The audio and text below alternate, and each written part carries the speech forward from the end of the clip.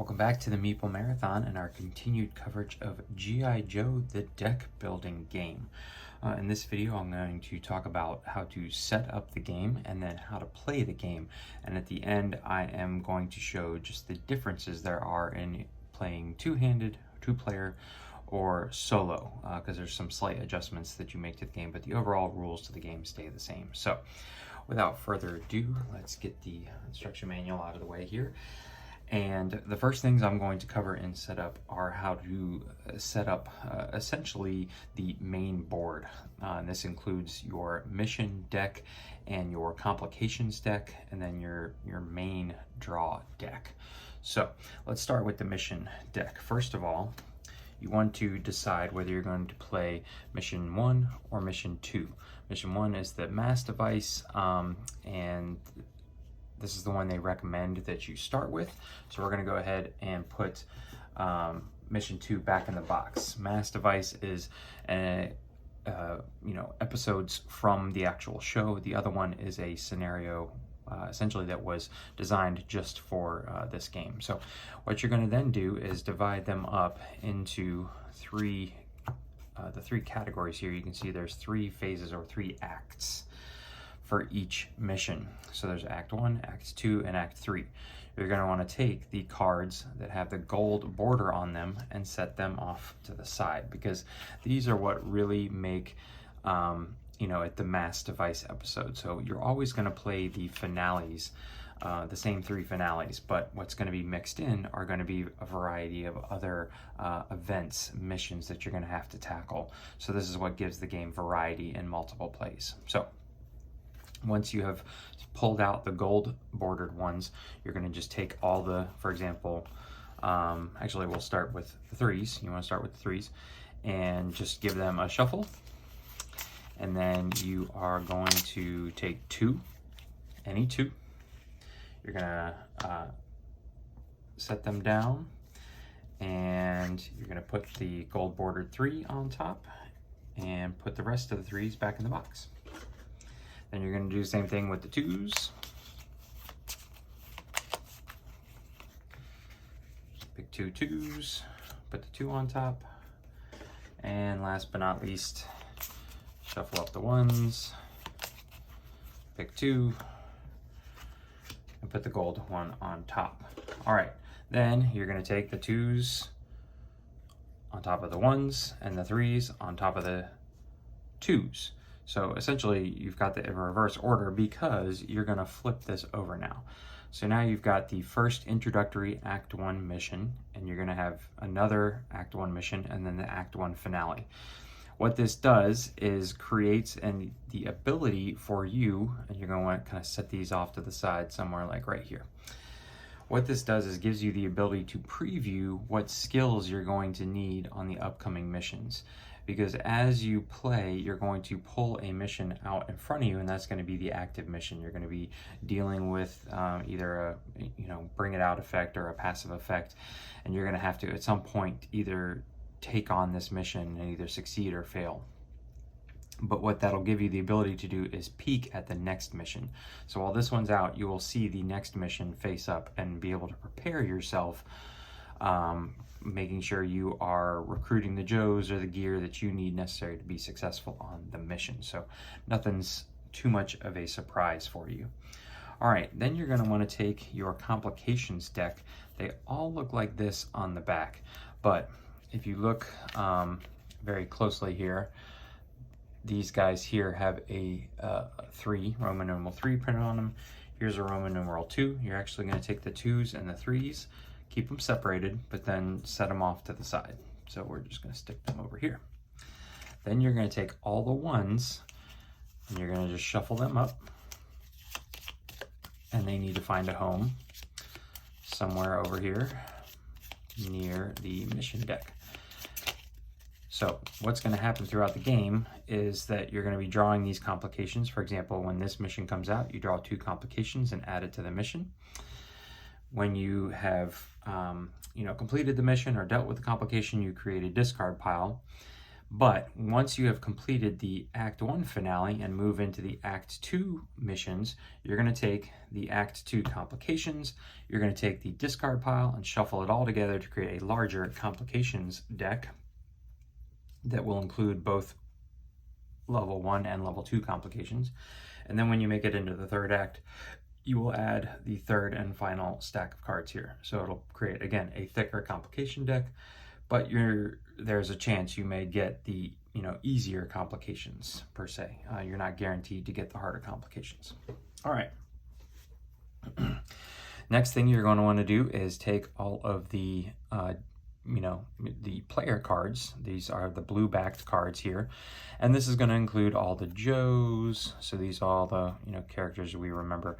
The transports in green, the gear that's in this dark gray, and then utilities that are in this kind of goldish yellow color. So all of those types of cards are going to create your main draw deck, your market.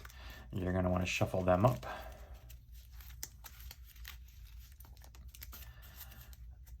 Stick them off to the side for right now. We're just going to put them there because we're going to put a few more things out here. All right, then you've got several other types of Cobra cards, bad guy cards. And you can see that in this scenario, some of them are sleeved and some of them are not, because I have sleeved all the cards that are going to be going into your hand and being shuffled a lot.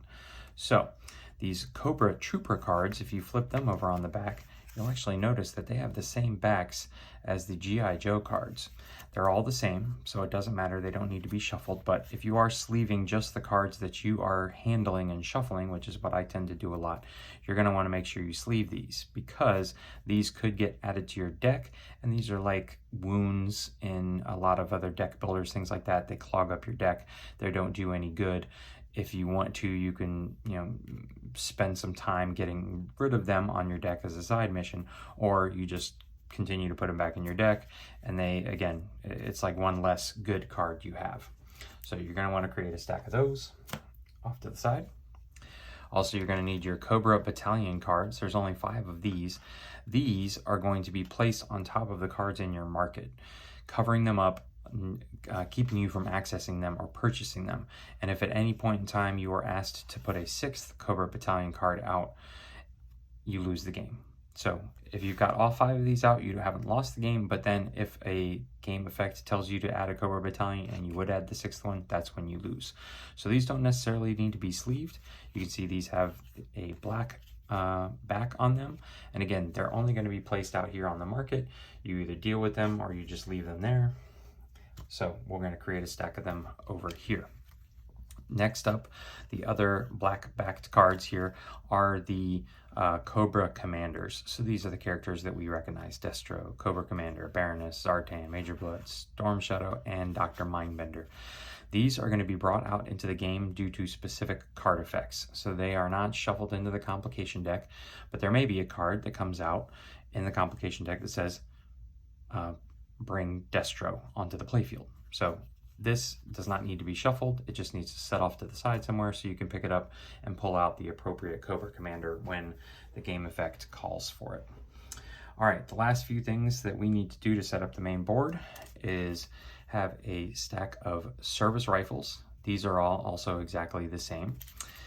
They have the same blue back, so these are going to be going into your hand. And these are like, trying to think, shield agents in Marvel Legendary, or these are the cards that are pretty cheap, give you a little bit, but if you got nothing else you can purchase, you may throw a service rifle into your deck. So those I put at the end of what is going to be the market row. Then you need to have your hanger. You could put it right here in the middle, but I tend to like to lay out my cards, including whatever transport and the Joes that I'm sending on the mission. So I like to have a space where I can lay those out. So I put my hanger off to the side here. The Vamp, which does technically have the same back, but I think it would have made it easier if they had made it some kind of different back, because this card is never going to go into your deck. It always starts out of your deck. It starts in play in the hanger. This is the initial vehicle that you have and you always have access to. You can put 4 Joes in it. It doesn't offer you any special abilities, but it always goes back to the hanger, so you never lose this after using it. Other vehicles, after you use it on a mission, it's going to go into your discard pile, and it has to spend time refueling to make it back into your hand. Then you can put it in the hanger, and it's there for use. But the vamp is always available. So you put your hanger down and your vamp. All right, so that pretty much does it for the main board. Oh, I guess you definitely want to have this. This is the kind of round tracker, also threat level tracker. So you're going to want to take one of these Cobra tokens here and start it on the blue arrow. And you can see here that basically, you know, green threat, yellow threat, red threat. So what threat level you're in can affect some cards. Also, end of round here is going to have certain things happen. There is a 1 and 2 player side versus a 3 and 4 player side. The number of spaces are exactly the same. The only difference is these two spots right here are different on the 3 to 4 player game, making it slightly harder. But for right now, we're going to set up for a 1 to 2 player game. You put that there. This is the, you know, threat token tracker, and these other tokens can just set off to the side. All right. Now let's talk about what you need to do to set up your personal hand or your personal player area. So every single person is going to start with 6 GIs. These are like, you know, the starter Joes, the no-name Joes, but the ones who are important. And you'll notice that they have a very important stat here at the bottom. If this card is part of a successful mission, you may destroy this card. Now, if you destroy the card, that means you're not going to get the recruit, one recruit to be able to purchase something from the market, but this is a great way to very easily cull these basic cards out of your hand. So then eventually the only thing you're getting when you shuffle and redraw your hand are, you know, better Joes, essentially. So you're going to start with 6 GIs, a diffuse starter card. You can see all of these have the word starter on them, a comms starter card, and a second effort starter card. So this gives you 9 total. Then what you need to do to create a deck of 10 cards is choose which leader you're going to be. So this represents, you know, your avatar for the game. Who do you want to play as? So you could play as Scarlet, Duke, Flint, Snake Eyes, Lady J, or Roadblock.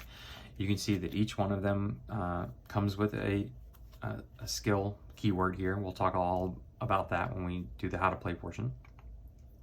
But also, the biggest thing is this promote symbol here. So each one of these leaders here can be promoted. So once you've decided on who you want to play as, you also need to find the set of promoted leader cards, which all match. Slightly cooler artwork, but there's one for each of them here, and you're going to want to pull out that card. So let's just say we want to play as Roadblock in this game. We're going to pull out Roadblock, and Roadblock is going to go into our starter deck, right? This creates our 10 card starter deck. All the rest of these cards can go back in the box. Our promoted Roadblock needs to be set off to the side, because at any point in time during the game, if we choose to, we can spend 6 recruit points to promote Roadblock, essentially removing this card from the game and replacing it with this one. So again, you can see he goes from having 1 stat to 2, his numbers increase, his passive ability gets better, so obviously an entirely better card. But again, it's going to cost you 6 recruit to bring this card into play, so you start with it just off to the side somewhere. All right, the only other thing you are going to want or need is the end of round token. So this thing serves several benefits. One is to just remind you when basically you're going to place it, whoever the first player is, you're going to place it either to the right or the left of that person, depending on which direction you want to go. So say you want to play clockwise, and so you're going to put this to the right of the first player. So then the first player is going to go, everybody clockwise around is going to go, and then when that person to the right of the first player goes, then this token is in between the last player and the first player. And it tells you what to do at the end of each round. So a round is after every single person that's playing has gotten a turn, not after every single player's turn. So this is when you are going to be looking at the story mission cards. Do they have things that are going to bring negative cards or increase the threat? Card effects, some card effects like Destro here, you can see he has at the end of each round, draw one complication, and then the threat meter. So you're going to look here at some point or another, you're going to be maybe here. The threat meter is telling you in this instance to move up 1. Then you're always going to move the threat meter up 1 during the end of round stuff. Now, you might be saying, oh my goodness, it doesn't give you very much time to get up here. Well, as you complete missions, you can see that it's going to give you the opportunity to drop the threat down, say 2 in this instance, if you are successful. If you fail this particular mission, you have to bump it up 1. So mitigating the threat is obviously part of the game. But this token here is there to remind you of when you come around. All right, it's been around. This is the stuff you need to do. So just put that either, again, on either side of the first player, wherever it's going to be, so it's between the first player and the last player. All right, so let's go ahead and give ourselves a market here so that we can talk about how to play the game. 1, 2, 3, 4, 5. Not quite enough room. 6. Okay, so your market's always going to consist of 6 Joe cards. Again, these are the transports, these are the gear, the utilities, and the upgraded Joes. Okay, so the first thing you're going to do when it is your turn is see if you need to refill the story mission. Remember, the story mission are these larger cards here that we're trying to get all the way to the bottom of that deck to play out the finale, be successful, win the game. So in this instance, we would look and see that there is not a story mission out there, and so we would refill. But you're actually going to skip these first initial steps for your very first turn. And so for the first round of the game, nothing bad actually is going to happen. There's no Cobra anything coming out to get you. You're essentially given an entire round to just spend your recruit points to improve your deck, to go ahead and start getting the keywords. But again, you can see what's coming up. So we know that we're going to need marksman or tech in order to defeat this mission. So this first round, we don't have a whole lot here, but we've got 3 recruit points. So you can see 1, 2, 3 stars, 3, total of 3 in the stars. So we could purchase a card from the market here that has 3 total recruit value. So these are 4, so we could purchase this one, or we could buy a service rifle. Now, ideally, we'd want to go ahead and get Cutter, because Cutter has a tech value. This 2 next to the tech means that if we send Cutter on this mission, he's rolling 2 dice. Here are the dice. Half are failures, and then the other half are successes, one of which being a double success. So to be successful on this mission, we have to hit 4 successes. So obviously, the more dice you are allowed to roll, the better your chances are of succeeding. So that is who we would target, but obviously we can't afford him. Now, just a little bit of strategy and something to consider is that Joes are really good at helping you complete missions, but utility and gear cards tend to have higher recruit values and are usually not always as expensive. Now, utility and gear is going to help you mitigate your dice rolls, do things like that. You're not going to necessarily send them alone on a mission, but they are going to help you recruit better early on in the game. So just something to consider. The last card here that we should talk about are the transports. So say, just for example, there we go. Say I had this as my starting hand, and so I have 4, so I have some options. I probably would go and get Cutter, knowing that I'm eventually going to see a mission with tech on it and I want Cutter available. But say I want to go ahead and purchase my Sky Striker here. Anytime you purchase a vehicle from the market, it does not go into your player area, it goes directly into the hangar and is available for use. So the very next person could technically use your Sky Striker, but remember, this is a team game, so you're throwing it out there for the team to be able to use. Now, the icons on here are important.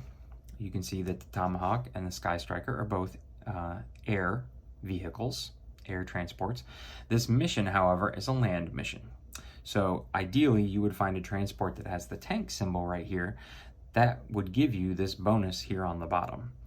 So remember, we have the Vamp here, and the Vamp is very basic. Doesn't give us anything but the ability to return it to the hangar. Whereas these other transports are going to give us additional dice if the keyword is correct. So if we had a mission that said explosives, we would be able to take the Tomahawk, and the Tomahawk would give us 2 dice to roll on top of whatever the Joes are going to give us. So again, the whole name of this game is really about matching up these keywords to the best of your ability against the keywords of the missions. All right, so with that being said, let's go ahead and just say this was our starting hand. We have done nothing but spent recruit because it's our first hand. We're going to put these in our discard pile. This card does not go in our discard pile. This card actually goes on top of our draw pile.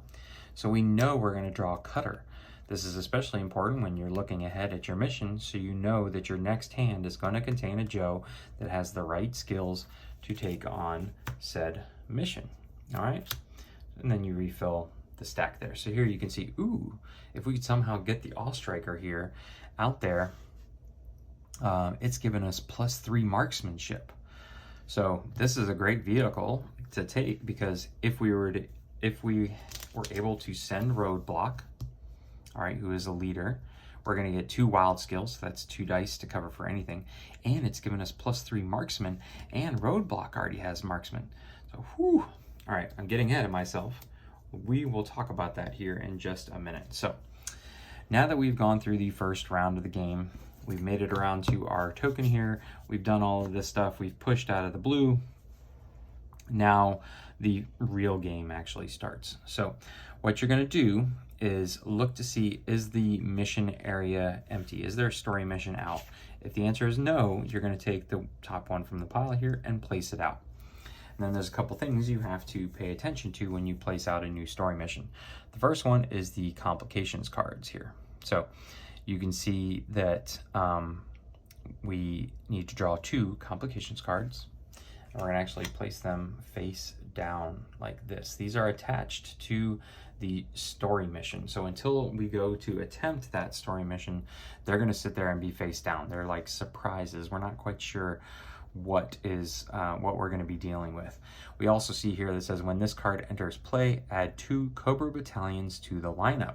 All right, so we come over here. Here's our stack of 5 Cobra battalions, and you always start covering up from the left side of the market. So we're going to cover up these left 2 cards, put these back. These 2 cards are not available to purchase until we have dealt with these 2 Cobra battalions. All right, and that's it. So we've brought the story mission out. We've dealt with all of the stuff that comes with bringing that out, and now we're ready to go. We're ready to decide what we want to do on our turn, and we have some options. So 1, 2, 3, 4, 5. I've got my 5 cards. I should have drawn these up at the end of my turn, but that's fine. All right, so here we have some stuff in our hands. Let's just take a look at what all these cards could do for us now. What we want to be able to do is hop in a vehicle. You need to take a vehicle on every mission, whether it's a side mission or a main group mission, story mission. And for every keyword that you're matching, you get to roll that number dice. But if you happen to have, say, a starter Joe or someone who does not match the keyword, they're going to give you 1 die. So imagine that everyone has a 1 wild die skill that you could use. Ideally, you're going to use something like vehicles or tech that's going to give you more. But in this instance, you know, we could send Cutter out with tech. So what we could do is take the Vamp. We're going to say, all right, we're taking the Vamp, and I'm going to commit these 3 Joes to the mission. And if we're going up against the main story mission here, we need to hit 4 successes. I get to roll 1, 2, 3, 4 dice. Now, I don't really like those odds because half of the die is a miss. So ideally, I would want to get some better tech values or even a 4th Joe out here before I go take on this mission. So let's halt things for a minute and let's say, all right, instead of this, we're going to go after one of these Cobra Battalion cards. They're exactly the same, so I could peek and see, all right, I'd rather remove that one. But what you're going to do here now is say, all right, I need to get 2 successes, any 1 skill. So in this instance, I can choose. Now, I could choose tech. I get to choose. I have to pick 1 skill, so I can't send, say, Roadblock with marksmanship and Cutter with tech and have them all count. I do need to choose 1 skill, so I'm going to call tech. And so again, I'm rolling 4 dice now, again, and only trying to get 2 successes. So in this instance, I would take my 4 dice, I'd roll them out, and I actually had a really good roll. I tend not to roll very well in this game. I don't know if a lot of people do, but let's just say, for example, that this was our roll. This is where one of our starter cards comes in.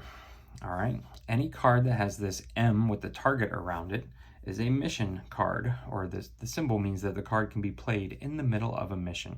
You don't have to announce before you roll your dice. You don't have to announce at the beginning of a mission. At any time during the mission, you could play this card to then re-roll 1 die. You would take it, oh, and there we go, we got lucky. There's our 2 successes. We simply put the Cobra Battalion back. All right, and this card's now been played, so we need to keep it separate.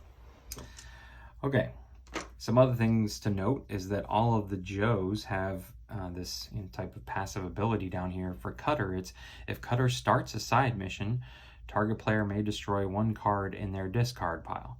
So I could go ahead and already destroy a basic Joe if I so choose. Now, it says if Cutter starts a side mission, not if Cutter is present on a side mission. So it does make a difference that I was the active player in this instance, and I sent Cutter out first, and then I added other Joes. We're going to talk about that here in just a second, how to accompany other people in battle. So there's one other card I want to show you. This is your Diffuse starter card, and you can see here that it does not have the M. You could not play this in the middle. It wouldn't make any sense.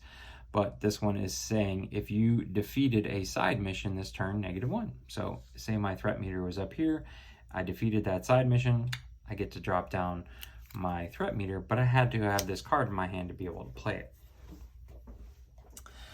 If, for example, I had the service rifle, you can see the service rifle does not have an M next to it. And its card text reads, if this card is part of a side mission, +1 wild skill. So in this instance, if I wanted to benefit from this, I would have to send this along on the mission. Essentially, you're giving it to one of these Joes or GIs here to use on the mission. And again, that would give us 5 dice instead of 4 if we were to have played that. So when it is your turn, basically, you always start by seeing if you need to refill the story mission, and then add complications as necessary, add other cards based on the text. But then you get to decide whether you even want to go on a mission or not, whether you want to go on a side mission or the group story mission. There's nothing that says just because that's there, you have to go protect the satellite. You could easily just leave it there until you are better prepared to go on that mission. So we'll get to that here in a minute. But once you have played all your cards out, you've sent them on your mission. And again, you can go on multiple missions. The Vamp is handy for that because you can use the Vamp return it to the hanger, use it again. As long as you have Joes, fresh GIs or Joes to go on the mission, you could say, I could have, if I so choose, sent Cutter and this GI on that side mission. These guys get used, and then I could have sent this lone GI, try and get really lucky. Maybe I send him with a service rifle to take on that mission. All right. But once you have used all your cards, remember, we're just going on missions now. We're just rolling dice trying to get successes. Once you have used all your cards, you want to have kept them off to the side somewhere in kind of a used pile. Because then, and only then, after you've gone on all your missions, are you going to decide to what you want to recruit. So in this instance, I again have just 3 recruit. I have to look out here and decide, well, this one's not available. So do I want to get this card, or a service rifle? We're going to go ahead and get Clutch.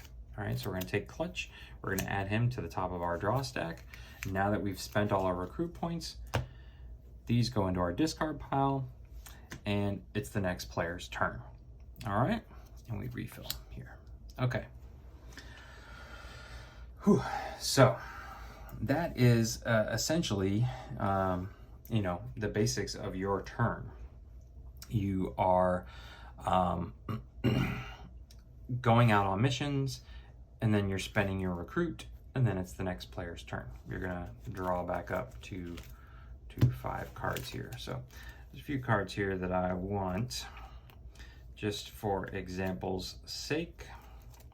Okay, so we're gonna pretend this is our 5. Alrighty, I'm also gonna pretend that I have already purchased the Awe Striker and it is in my hanger. Okay, so let me find one more thing that I want to take here. And yes, Lady J. All right. Okay, so let's say it comes back around to you. You're playing a multiplayer game and you are ready to take on the story mission now. You have looked, you've seen the story mission is out there, so you don't need to refill it. There's no like start of turn effects you need to take care of. None of that text is there. So again, you're gonna like, all right, I'm gonna take on the story mission this time. I want to take the Awe Striker because it's a matching symbols. It's the best vehicle here. I can take 3 Joes, and I've got all this bonus stuff going on. So the first thing I'm going to do is send my leader on that so I can get this bonus if a leader is on this mission plus 2 wild skill. All right. Then in playing a multiplayer game, after you have assigned the person to start the mission, you can go around the table and say, does anybody else want to join me on this mission? Well,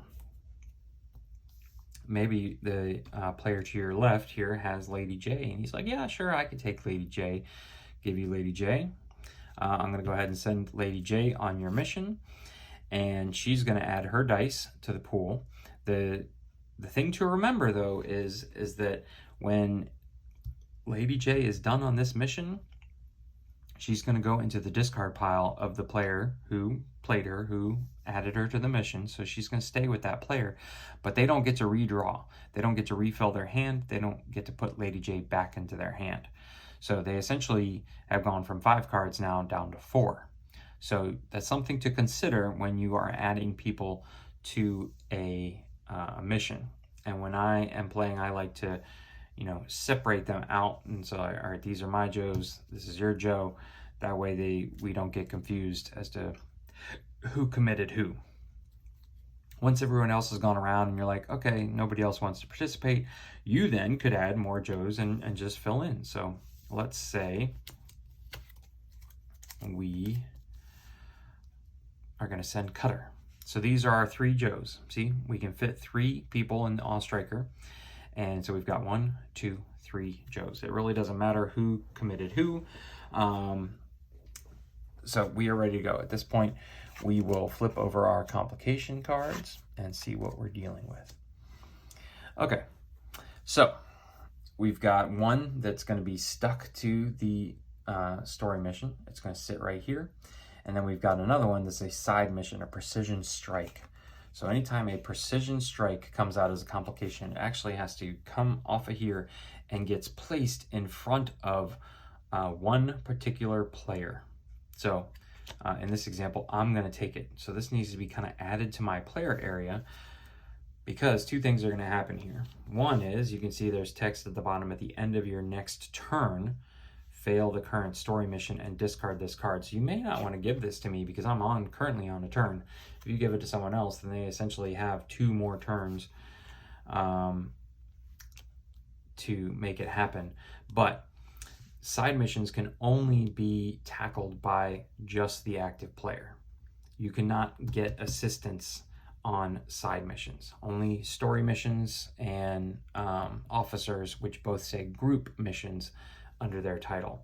Side missions can only be taken on by one person. So think about who can handle a recon and stealth side mission and assign it to them. In this case, we're going to assign it to me. I'm just going to put it off to the side. All right. But we also have this other card that's telling us that when we're rolling dice, we're going to have to re-roll 1 hit. So say we roll this as our initial roll, we're going to have to take one of these and re-roll it, and that could fail us. So this is attached to this mission, this complication, and until we deal with this mission and either succeed or fail, this is going to stay right there. All right, so let's circle back around to our mission here and just using this as an example. Now, you can see that the 2 skills that are needed to complete this mission are either marksman or tech. The or is a very big word right here.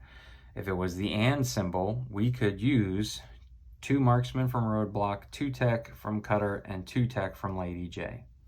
But since it's an or, we have to decide. Are we going to use marksman as our skill, or are we going to use tech as our skill? So let's look at what our Joes could bring to the table. We're getting 2 wild skill with the Ostriker because we used a leader to start the mission. Perfect. We actually have 2 leaders on the mission. So we're getting 2 dice right there. Wild can be anything. Then this alone, since it's matching the icon land, the land bonus for the Ostriker is +3 marksman. So if we decide to go with marksman, the Ostriker is bringing 5 dice to the table. We look down the road, roadblock would offer 2 more. Then cutter and Lady J, if we went the marksman route, would say, well, we're not good marksmen. We don't have that as our ability. So cutter offers 1, and I've actually now allocated all the dice, but Lady J does get a dice. The dice are infinite, so I'm just going to be able to re-roll in this instance 1 miss, because Lady J will get a die. Now let's just look at what, so we would get 9 die to roll to get 4 successes. So I like those odds. Now, let's just say, for example, we wanted to do tech. I don't know why you would do that in this instance, but this is the difference. Ostriker is going to give us 2 wild skill. Roadblock does not have tech, so he's only bringing 1. Then cutter would get us 2, and Lady J would get us 2. So it's still not bad. We're still rolling 7 dice for 4 successes, but it's 2 less dice. All right, so paying attention to the and versus or, where you can see here on this precision strike, there's an and, so I could use recon and stealth. Here it's an or, so I'm picking 1. So in this instance, I'm deciding to go with marksmanship. I would roll out all my dice, and boom, right off the bat, I've got at least 4 successes. I don't even need Lady J's extra reroll. Let's put you back here. So we are successful. In this case, we would get to reduce the threat tracker down to, you can never go back into the blue, right? So if you're here at the bottom of the green, that's as low as you can go. You can never park yourself back into the blue. Once you're out of the blue, you're out of the blue. And that's it. Some of these other ones here are going to give you other things, bonuses or sometimes negatives that you have to deal with. But either way, you read the successes, and then you're going to take this card and put it in a pile with the other successful missions. So that's what this token is for. This token is going to sit on top of your pile of successful missions, just so you don't get them confused. This token is going to sit on top of your failure pile. You are allowed to fail story missions. You fail forward. Whether you success or fail, once you attempt that mission, you're going to move on to the next one. Failure obviously is going to push your threat higher and higher, so you can't just fail everything, but you can fail missions, and some card effects require you to count how many successful missions you have and how many failed missions you have. So that's why these 2 tokens are here, to just sit on top of your piles so you can keep them straight. So I usually just set them off to the side. Also at this point, our complication here has finished, so that's going to go into a discard pile. Again, we're going to shuffle that back in when we move to Act 2. Now, a few things just as reminders here of what happens. First of all, the Ostriker has been used. All right, it is not the Vamp. The Vamp has the keyword that says return to the hanger. The Ostriker now goes into the discard pile of the player who started the mission. So even if I had purchased the Ostriker and added it to the hanger, if someone else used it on a mission, it's going to go into their discard pile. But don't fear, as soon as a transport comes up in your hand when you draw your 5 cards, when it becomes your turn again, you add it back to the hanger. You don't have to pay for it again. You don't have to recruit it again. You just have to have it come back up in your hand, and then on your turn, you can add it back to the hanger for anyone else to use. At this point, Lady J would go back to the other player into their discard pile, and these cards would go into my just kind of set aside pile right now, my spent pile, because once I'm done playing my other cards here, I'm going to spend the recruit symbols. So let's just say, for example, though, that I didn't quite make it. I was 1 short, and I have this card here in my hand, Comms. It says I could discard 1 uncovered card from the lineup, or target teammate with 3 or fewer cards in hand draws 1 card. Well, say I'm looking for this card here, hoping to draw that, gives me a reroll. I still cannot play Comms in the middle of a mission because it doesn't have the target M on it, right? So this card really isn't doing me any good in the middle of a mission to try and desperately grab at a reroll card. Also, the keyword target teammate here can be any person that you choose. It basically should read, or choose a teammate with 3 or fewer cards in hand to draw 1 card. That target teammate can also be you, especially if you're playing solo. So target teammate can be yourself. It can be the person to your right or left, across from you. It doesn't matter. Basically, you choose someone.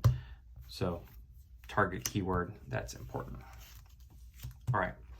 So at this point, if you have successfully completed a mission or failed a mission, the field stays blank, all right, until the next person. At the beginning of their turn, they're going to push over again. They're going to bring this one out. It's going to tell us what the statistics are for the next mission. We've been looking at this one, so hopefully we have recruited recon and stealth, and we're going to put out complication cards, and we're ready to go. All right, and that's like the next player's turn. If at any point you are instructed to add a Cobra officer to the play area, you want to kind of keep them separated. So they advise that you put complications on one side and officers on the other. The biggest thing about officers is that they stay out even after the mission has been successful or failed. So say we fail this mission, say we dealt with these complication cards, Destro here does not go away. So Destro is his own group mission. You can team up to go against Destro, but you can see he has his own keywords, his own target value, and he continues to negatively affect you or the story mission until you have gotten rid of him. So, and again, these come out basically after specific complications.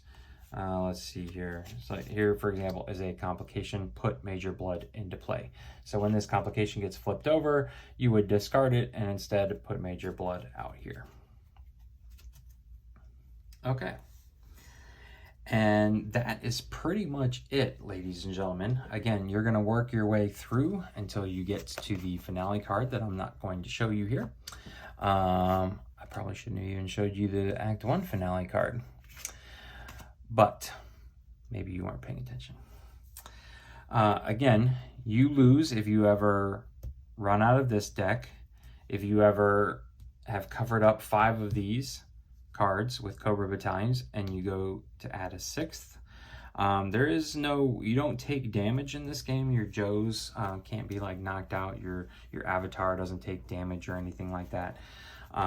Really, it's the threat meter. So the third and final way to lose the game is for the threat meter to make it up here to the top. Obviously, for the Joes to be successful, they make it all the way to the Act 3 finale, and they are successful. And that's how they win the game. All right. These tokens here are here because sometimes certain missions will say, oh, place like this token 1, 2, 3, 3 spots up on the threat marker. If this meets that one, you automatically fail, things like that.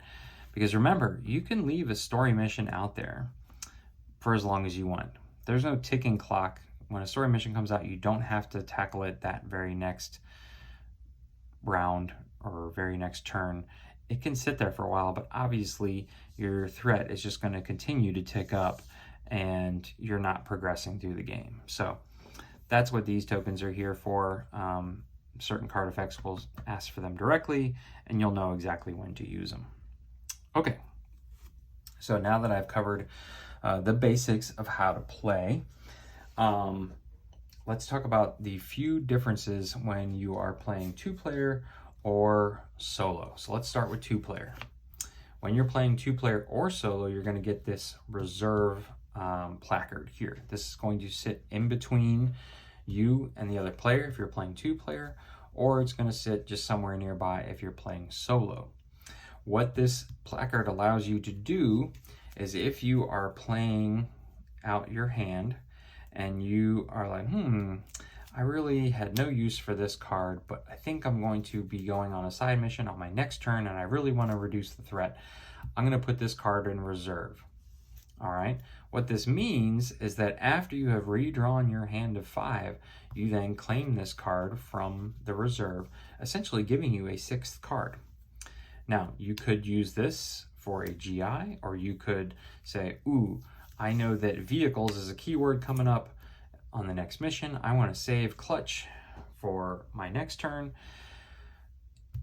If you have someone here in reserve with recruit, you do not get to use that recruit to spend on the market. This card is essentially, dead until you have redrawn your hand of 5, then you add this one back to your hand. All right, that's really the only difference in a 2-player game. It just helps mitigate the stress of only having 2 turns before you hit the end of round. So it allows you to help, make sure your hands are always as good as possible. A lot of times giving you 6 cards in your hand to help mitigate that. Now, if you are playing solo, you get to place 2 cards here. So you could place clutch and diffuse here, essentially drawing up your hand of 5 and having 7 cards on your hand. So again, this gives you the ability to set cards off to the side and save them for your next turn. You don't get any bonus. You're not allowed to play them. Basically, you're saying, I'm not playing them this turn, but I hope to play them next turn. You place them here, you redraw your 5, then you get these back into your hand. The only other thing that is different for a solo game is that you are going to go ahead and take the promoted leader cards that are not your character. So if in this case we are playing Roadblock in a solo game, we set his promoted card off to the side. We're going to take these other 5 promoted leader cards, which are going to cost you 6 recruit, and you're going to shuffle them into the main deck. So they may come up, you can purchase them for 6 recruit and add them to your hand. So you could at some point have Duke and Roadblock going on a mission. They both have 3 marksmen right there between the 2 of them. If you're going against this mission, you're rolling 6 dice with just 2 Joes. So that is it. That's the only difference in how you play solo versus playing 2 players versus playing 3 or 4. Also, one other thing to note, there are a few cards here. There's not many, but here we go. Here's one example. If you look here, there's a very small symbol that says solo with a red line through it. If you happen to draw this into the market and you're playing solo, simply discard it and draw another one, because those cards don't make any sense and have they would not be beneficial to you in playing a solo game. All right, but that's going to do it, ladies and gentlemen. That is how you set up and play G.I. Joe the deck building game. So in our next video covering G.I. Joe the deck building game, we will be playing through probably a solo game, because I have found the solo game to be a little easier than the 2-player game. And I'll talk about that during the game. A lot of it has to do with being able to reserve 2 cards from round to round, but there's another thing that is a major part of this game that I find very tricky to manage, but we'll talk about that during the playthrough. So if you enjoyed this video, please consider giving it a thumbs up, and if you'd like to know when the playthrough of this game hits the channel, please consider subscribing and hitting that bell icon. Otherwise, thanks for watching. Have a great day.